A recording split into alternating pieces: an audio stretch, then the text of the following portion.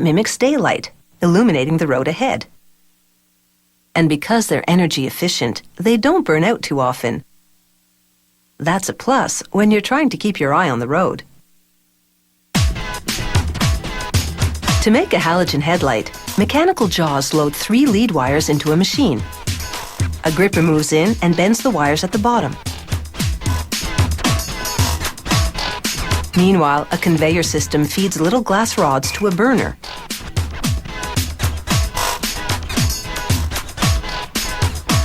The softened glass is now pressed onto either side of the lead wires, encasing them. Next, a welding head fuses tungsten coils to the lead wire assembly. The coil is the filament, the part of the bulb that emits light. Over at another station, a mechanical arm loads a glass tube into a machine head. A burner aims a flame at the center to soften it up. Then mechanical heads pull the glass at both ends as the burner continues to fire heat at the middle. This creates a neck in the tube. Now mechanical arms position the coil and lead wire assembly under the newly shaped glass tubes. Grippers lower the glass tube over them so they sit under the neck.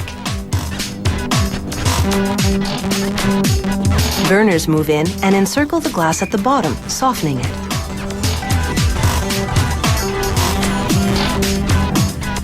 Then a press seals the glass around the lead wires, which protrude from the bottom. Next, a test. An electrode sparks the lead wires. When the capsule illuminates, it means there's ambient air inside that would interfere with the bulb's function. Vacuums at the top of the bulb suck out all the air and contaminants. Then nozzles spray liquid nitrogen onto the bulb. This freezes it inside and out, creating a pressure difference. That change in pressure pulls halogen gas into the bulb from a chamber above. Allowing no time for the gas to escape, burners heat seal the bulb at the neck. The bulbs then cool as they move on a transfer chain. Grippers now load the bulbs into another machine.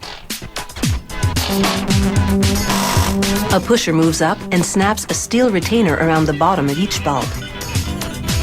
Meanwhile, another machine builds the base for the bulb. It pushes electrical contacts into the plastic receptacle.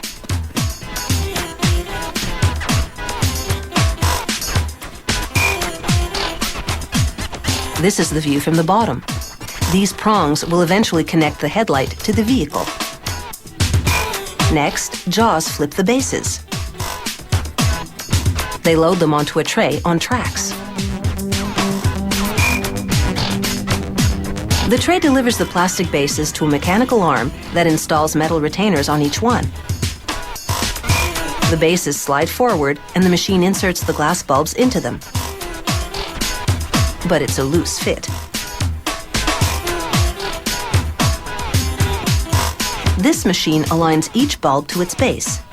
Jaws tilt and slide it into place, then a laser welds it together. This alignment is critical. Coils for the low beam and high beam mechanisms must be precisely positioned for the headlight to project the right light. Next, a series of claws pick up the bulbs.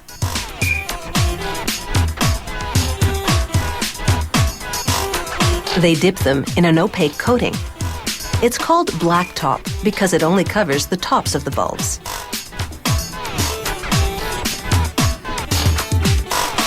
This will direct light out of the sides of the bulb.